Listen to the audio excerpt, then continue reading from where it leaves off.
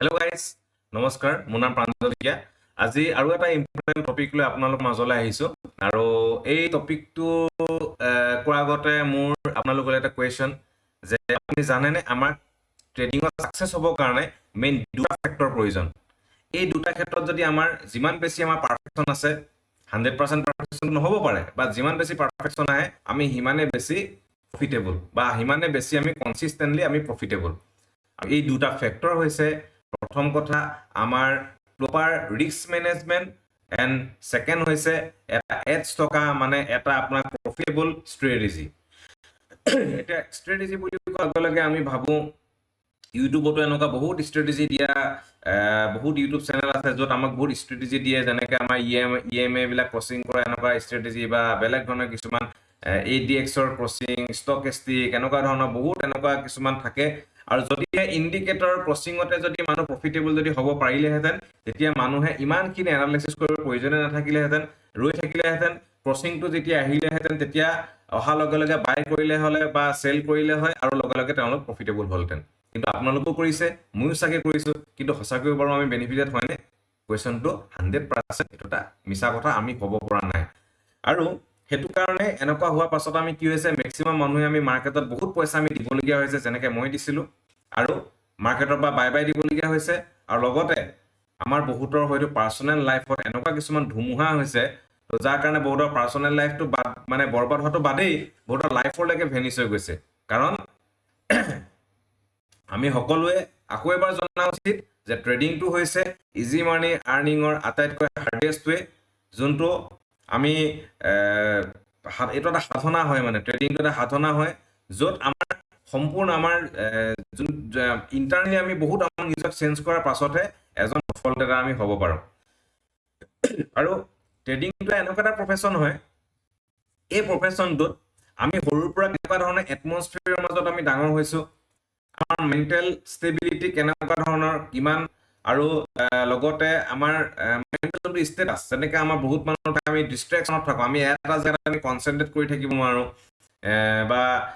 আমি পটককৈ আমি এগ্ৰেছিভ হৈ যাওঁ কোনোবা ইনফ্লুৱেঞ্চ কৰাৰ লগে লগে আমি বহুত জলদি ইনফ্লুৱেঞ্চ হৈ যাওঁ তো এইবিলাক কেৰেক্টাৰে আমাৰ ট্ৰেডিঙত বহুত প্ৰভাৱ পেলায় ন' ডাউট 100% এইটো কথা সঁচা কথা যে ট্ৰেডিঙত আপোনাৰ মোৰ কোৱালিফিকেশ্যন কি এইটো একো 1% ইয়াত মেটাৰ নকৰে ইয়াত মেটাৰ কৰে আপুনি মই নিজৰ কিমান ডিচিপ্লিন হ'বলৈ বিচাৰিছোঁ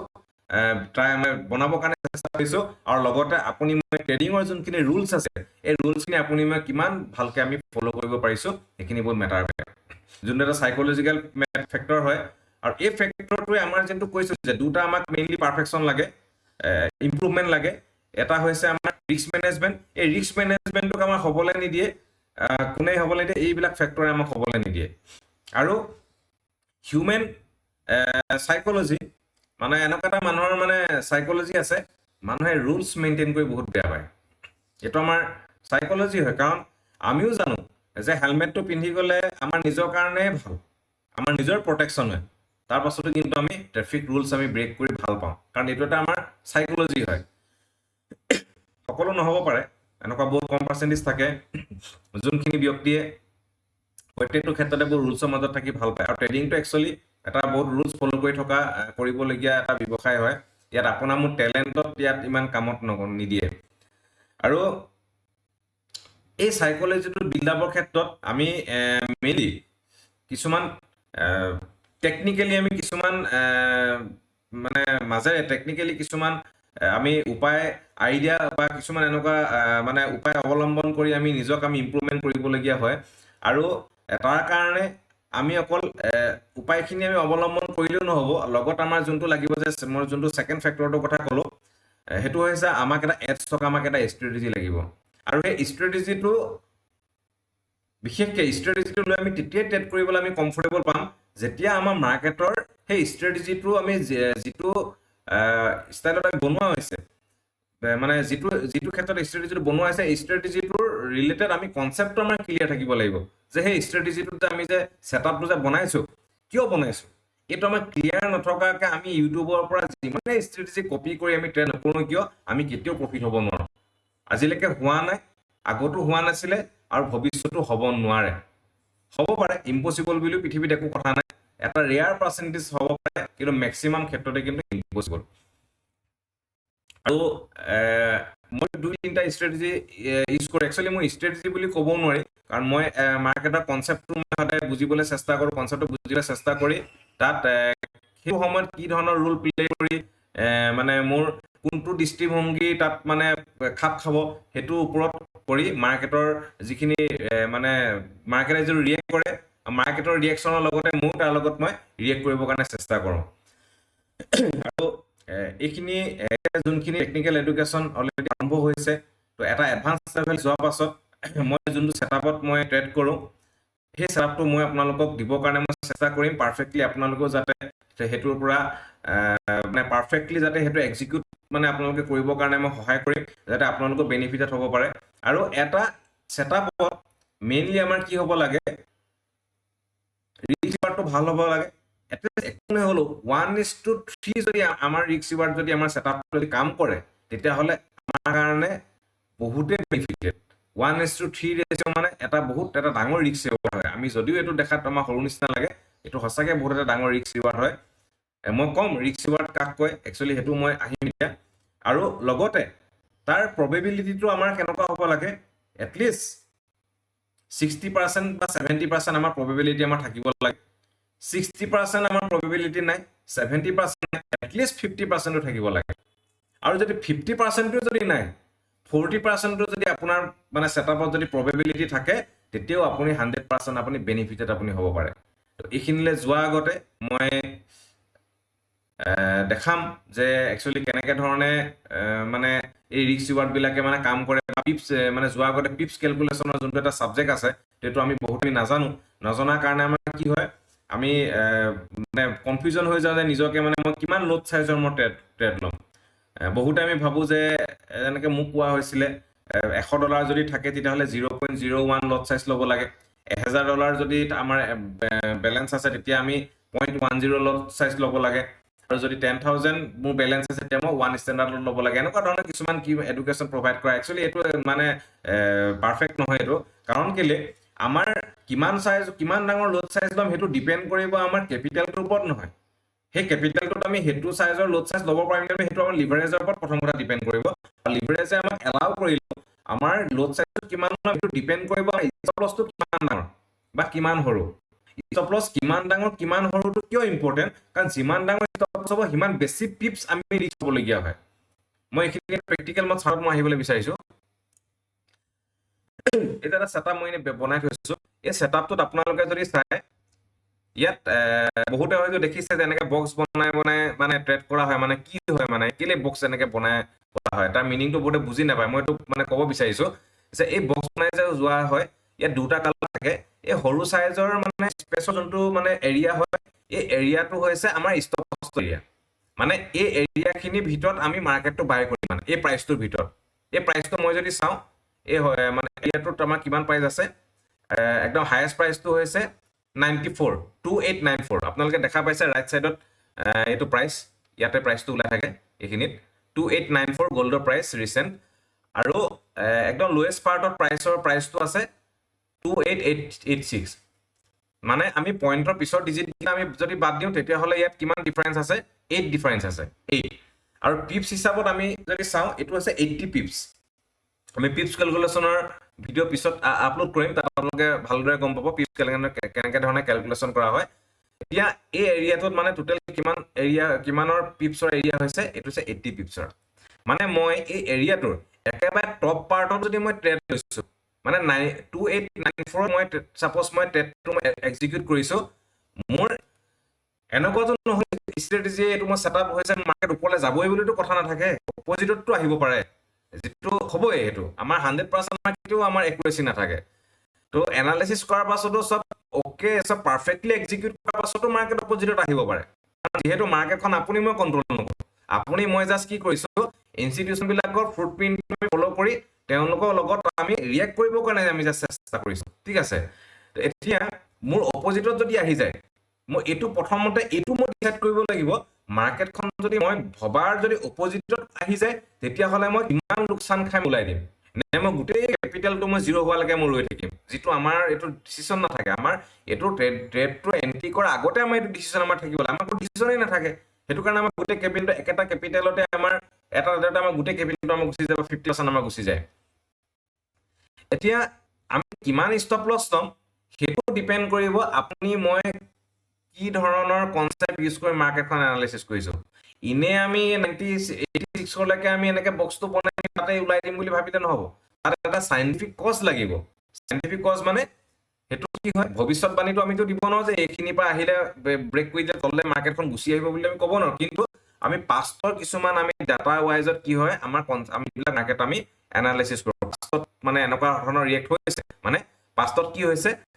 ম্যাক্সিমাম দেখা পাইছো যে এই ইয়েলো কালাৰৰ যোনটো একদম লোৱাৰ বৰ্ডাৰটো এই বৰ্ডাৰটো যেতিয়া ক্ৰছ কৰি দিছে মানে তেতিয়া হিমুহি তললে মাৰ্কেটখন গুচি আহিছিলে তেতিয়া মই যদি ৰাখি দিও তেনেহলে টেটটো মুগুট কেপিটেল জিৰ হৈ যাব পাৰে সেইটো কাৰণে মই এইখিনি জালৈকে মই কি কৰিছো ৰিস্ক লৈছো এইখিনি জায়গালৈ যদি ব্ৰেক কৰি দিয়ে তেতিয়া হলে মই ষ্টপ লছটো মই ইয়াত লগাব পাৰো ষ্টপ লছ লগাব পাৰো না লগাব লাগে ইয়াত যেতিয়া ষ্টপ লছ লগাই থৈ দিম এইখিনি জায়গা হিট হৈ মোৰ সেই এমাউন্টটো মোৰ লোকসান হৈ টেটটো অটোমেটিক্যালি মোৰ ক্লোজ হৈ যাব এতিয়া সাপোজ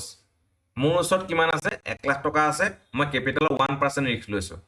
1% ৰিস্ক ললে মোৰ এই জায়গাটো মই এন্ট্ৰি কৰিলে এইখিনি লেকে মোৰ লোকসান কিমান হ'ব 1000 টকা মোৰ লোকসান হ'ব এতিয়া 1000 টকা মানে মই মাৰ্কেটত মই ইনভেষ্টমেন্ট কৰিছো 1 লাখ টকা কেপিটেলৰ তো তাৰ ৰিৱাৰ্ডটো মই কিমান লম হেতু মোৰ ডিসাইড থাকিব লাগিব মই দেখিছো যে মাৰ্কেটখন কিন্তু এইখিনি জায়গা লাগে মই যেটো এই ব্লু কালাৰ এৰিয়াৰ যেটো আপাৰ বৰ্ডাৰটো এই এৰিয়াটো লৈকে মই দেখিছো ইয়াত কোনো ধৰণৰ স্প্লিট ব্ৰেকাৰ নাই ক্যান্ডেলষ্টিক প্যাটাৰ্নে মোক কৈছে বা চাৰ্টে মোক কৈছে যে এইখিনি জায়গা লাগে বিশেষ এনেকুৱা স্প্লিট ব্ৰেকাৰ নাই তো এইখিনি হেতু কাৰণে এইখিনি জায়গা লাগে মই ৰিস্কটো ল'ব পাৰো আৰু তেতিয়া মই চাইছো এই বক্সটো বনাই যেতিয়া মই চাও চাইলে মই দেখা পাইছো এই দেখা পাইছে আপোনালোকে মই অলপ আপডেট হেতু কাৰণে কৰি দিছো এই ৰিস্ক ৰিৱাৰ্ড শব্দটো যে ওলাই যে আখৰখিনি যে ওলাই এই আখৰখিনি দেখাবৰ কাৰণে তলত চক আপোনালোকে এটা আপোনাৰ 2.27 হৈছে এতিয়া মই 3 কৰি দিলো এটো 3 হৈ গল 1:3 ৰেশিও মানে কি মই 10 টকাত বস্তু এটা কিনি আনি মই 30 টকাত বিক্ৰী কৰিছো মানে 10 টকা ইনভেষ্টমেন্টত 30 টকা প্ৰফিট এটোক 1:3 ৰেশিও মই 10 টকা বস্তুটো কিনি আনি মই 40 টকাত বিক্ৰী কৰিছো 1:4 ৰেশিও আৰু এই ৰেশিওটো আমাৰ কেতিয়াবা এনেকুৱা সেটআপ হ'ব পাৰে যে মই দেখিছো মাৰ্কেটখন এইখিনিলৈকে মই টাৰ্গেট লৈছো এইখিনিলে টাৰ্গেট হলে এইখিনি দেখিছো মই মোৰ ভয় লাগিছে সাপোজ এইখিনিৰ পৰা ওপৰত নাযাবও পাৰে সেইটো কাৰণে মই ৰিস্কটো বলে মই ইমান লাগে মই ল'ব পাৰো তেতিয়া মই চাইছো ইয়ালৈকে মোৰ কিমান আছে 1:1.7 হৈছে তো সবৰে সাইকোলজি বেলেগ বেলেগ কিছুমানে ভাবে মই 1:3 পালেহে মই এন্ট্ৰি কৰিম তাৰ তলত মই এন্ট্ৰি নকৰো কিছুমানে 1:2 টো এন্ট্ৰি কৰে কিছুমানে 1:4 কৰে 1:3 যে কৰিব লাগিব তেনেকুৱা কোনো কথা নাই আৰু যিমানে বেছি হায়াৰ ৰিস্ক ৰিৱাৰ্ড কিমানেই বেছি ৰিস্ক থাকে মানে প্ৰবাবিলিটিটো আমাৰ কমি যায় আমাৰ যদি হেতু এনেকুৱা নহয় হেবা হবই বুলি কোনো কথা নালাগে হেতু আমাৰ এনেকুৱা সিস্টেমত আমি এনালাইসিস কৰিছো হেতু ওপৰতো বহুত কথা ডিপেন্ড কৰে বাট আমাৰ 1:2 ৰেশিও যদি আমি লওঁ তেতিয়া হলে আমাৰ 10টাৰ ভিতৰত আমাৰ 8টা যদি টেট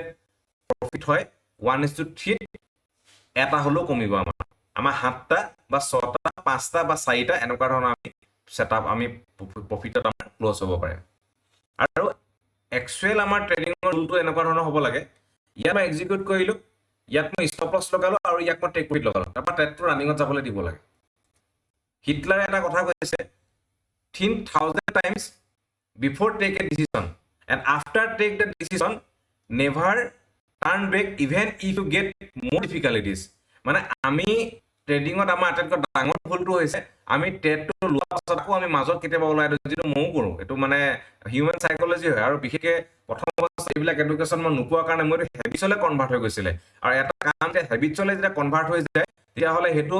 মানে সেই হেবিটটো ব্ৰেক কৰিবৰ কাৰণে বহুত কষ্ট হয় আৰু যদি আপুনি যদি ট্ৰেডিংত যদি নিউ তেতিয়া প্ৰথম পৰাই এই হেবিট বিলাক কৰাৰ পৰা পৰাপক্ষত আঁতৰি থাকিব কাৰণ এবাৰ যদি হেবিট হৈ যায় সেই হেবিটৰ পৰা আপুনি ওলাই আহিবৰ কাৰণে আপুনি বহুত পইচা আপুনি মাৰ্কেটত হয়তো দিবলগীয়া হ'ব পাৰে বা বহুত আপোনাৰ কষ্ট হ'ব পাৰে বা আপুনি হেবিটটো আপুনি ব্ৰেক কৰিব নোৱাৰিবও পাৰে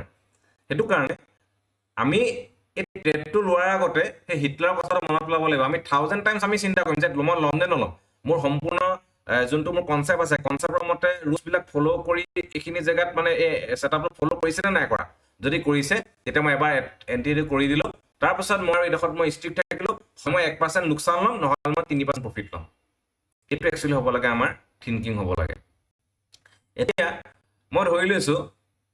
যিটো সেটআপত মই ট্ৰেড কৰো কেতিয়াবা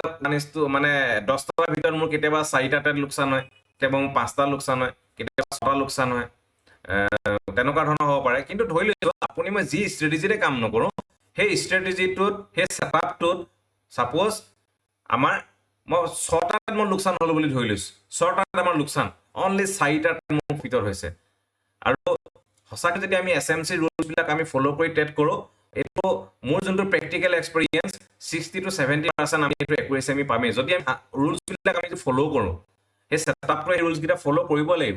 তেতিয়াহে আমাৰ তেনেকুৱা ধৰণৰ আমি পাব পাৰোঁ। মিনিমাম 60 to 70% আমি পাওঁ। আমি সেইটো বাদ দি দিছোঁ, আমি অকল 40% ভাবি লৈছোঁ 10টা টকাৰ ভিতৰত আমি ছাপ'জ 4টাতে আমি প্ৰফিটেবল হৈছোঁ। তেতিয়া চাব ইয়াত 1 লাখ টকা মোৰ ওচৰত কেপিটেল আছিলে, 1 লাখ টকাৰ ভিতৰত মই কিমানকৈ মই ৰিস্ক লৈছোঁ, অনলি 1000কৈ ৰিস্ক লৈছোঁ, 1%কৈ। ইয়াত মই লিখা আছে RR মানে ৰিস্ক ৰিৱাৰ্ড হৈছে 1:3 আৰু ধৰি লৈছোঁ 6টা ট্ৰেড মোৰ লোকচান হৈ গ'ল, লছ ট্ৰেড 6টা, লোকচান কিমান হ'ল ইয়াত মই এই কেলকুলেশ্যনটো মই একচুৱেলি 2% ৰিস্ক লোৱাকৈ মই বনোৱা হৈছিলে। 1 লাখ টকা মোৰ কেপিটেল আছে, মই 2000 টকাকৈ মই ছাপ'জ কেপিটেল লৈছোঁ, 2000 টকা কেপিটেল ষ্টপ লছটো মানে মই 2000 টকা মই লৈছোঁ। 2000 টকা মই যদি ৰিস্ক লৈছোঁ, 2000 টকা ৰিস্ক ল'লে প্ৰফিট হ'ব মোৰ কিমান, 1000 টকাত 3000 টকা, 2000 টকা হ'লে 6000 টকা। লছ ট্ৰেড 6টা লছ ট্ৰেডত 2000 টকাকৈ মোৰ 12000 টকা লোকচান হ'ল। 6টা ট্ৰেড কিন্তু লোকচান হৈছে দেই 10টাৰ ভিতৰত। আৰু উইন ট্ৰেড অনলি 4, 4টা আমাৰ উইন ট্ৰেড হ'লে মোৰ প্ৰফিট কিমান হ'ব, 24000 টকা। কাৰণ 1:3 হ'লে 2000 টকা আমি যদি ৰিস্ক লৈছোঁ, আমাৰ ৰিৱাৰ্ড হ'ব 6000, 6 into 4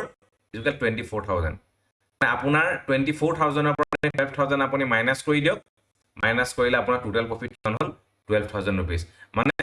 আপোনাৰ 2 লাখ ৰুপিজত আপোনাৰ 6% আপুনি প্ৰফিট আপুনি গেইন কৰিব পাৰিছে। এইটো চাওঁ, যদি আমাৰ প্ৰফিট আমাক যদি বেছিকৈ লাগে, আপোনাৰ মোৰ ছেটআপত একুৰেচি যদি আছে, তেতিয়াহ'লে আমি ৰিস্কটো আমি উঠাই দিলে হৈ গ'ল। আমি 3% ৰিস্ক আমি ট্ৰেড কৰিলে আমাৰ তেতিয়া আমাৰ প্ৰফিটৰ ৰেচিঅ'টো অট'মেটিকেলি বাঢ়ি যাব। কিন্তু একচুৱেল ট্ৰেডিঙৰ চিষ্টেমটো আমাৰ এইটোহে। যেনেকৈ বহুত আমি প্ৰপ ফাৰ্মত আমি ট্ৰেড কৰোঁ, প্ৰথমত আমি ট্ৰেড কৰিলে কিয় আমি বেছি লোকচান খাবলগীয়া হয়, কাৰণ আমি এটা ট্ৰেডতে আমাৰ প্ৰথম কথা আমি ৰিস্ক ৰিৱাৰ্ডটোৰ ওপৰত আমি গুৰুত্ব নিদিওঁ, অকণমান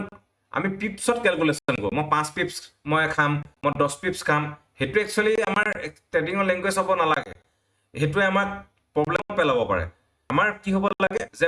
মোৰ ৰিস্ক ৰিৱাৰ্ড কিমান, 1:3, 1:2, আমাৰ 1:2 এনেকুৱা ধৰণৰ লেংগুৱেজ হ'ব লাগে। মই ইমান পিপছ খাম আৰু